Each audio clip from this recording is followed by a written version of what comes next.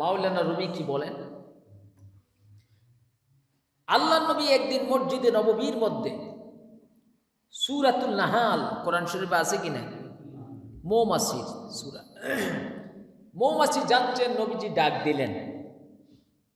মৌমাছিকে ডাক দেওয়ার পরে সব মৌমাছি নবীজির চতুর্দিকে এসে বসলেন। বসার পরে নবীজি মৌমাছির রানীকে জিজ্ঞেস করলো, তোমরা বলো তো দেখি তোমাদের পেটে মধু কিভাবে হয়? সুবহানাল্লাহ কোন। আমার ফরিদকুঞ্জের ভাইয়েরা, এমন নবীর উম্মত আমরা, এমন নবী, হায়াতুল নবী, জিন্দা নবী, নূরুন নবী, উম্মতের দরদি নবী, কাবা কৌসাইদা তালাশিকিন সিরাজাম মুনির শামসুদ্দোহা বদরুদ্দুজা নুরুল হুদা আশরাফুল খালক আফজালুল খালক সাইয়্যিদুল মুরসালিন নবীর উম্মত। এবার সকল মৌমাছিরা নবীকে বলে, ইয়া রাসূলুল্লাহ, আমরা যখন মধু আহরণ করার পরে এক একটা ফুলের রস এক এক রকম থাকে, কোনোটা তিতা, কোনোটা মিঠা, কোনোটা জাল, ঠিক কিনা বলেন?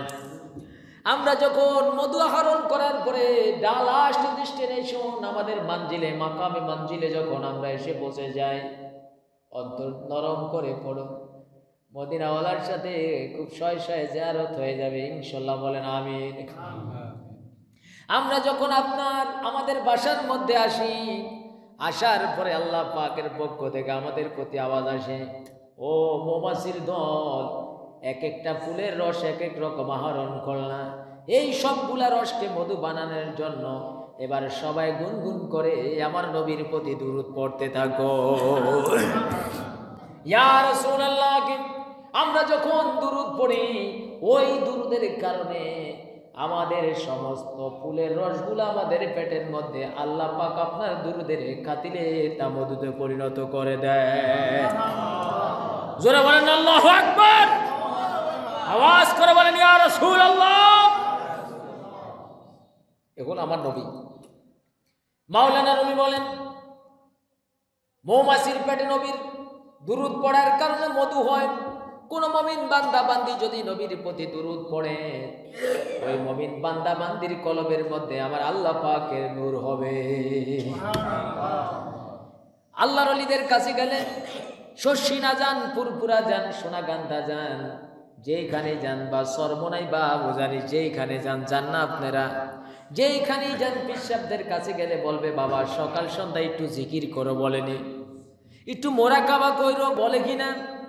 ও আমার ভাইরা, মাওলানা রুমি বলে, কোন ব্যক্তি যদি নবীর প্রতি দুরূদ পড়ে প্রাণ খোলে, একদিন, 2 দিন, 3 দিন তার কলবের মধ্যে নূর হইতে থাকে।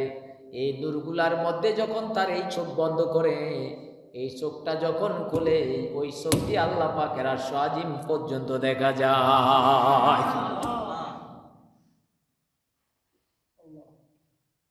এগুলো আমার নবীর দুরূদ, সুবহানাল্লাহ। আর কি নবীর দুরূদ? নবীকে কেন ভালোবাসবেন?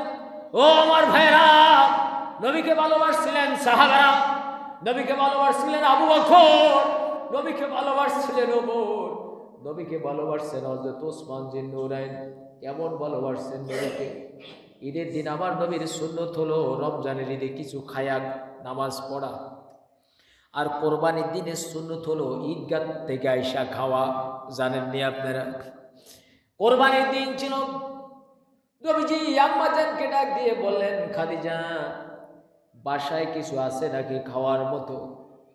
হযরত খাদিজা রাদিয়াল্লাহু তাআলা চোখের পানি ছেড়ে দিয়ে বলে, ইয়া রাসূলুল্লাহ,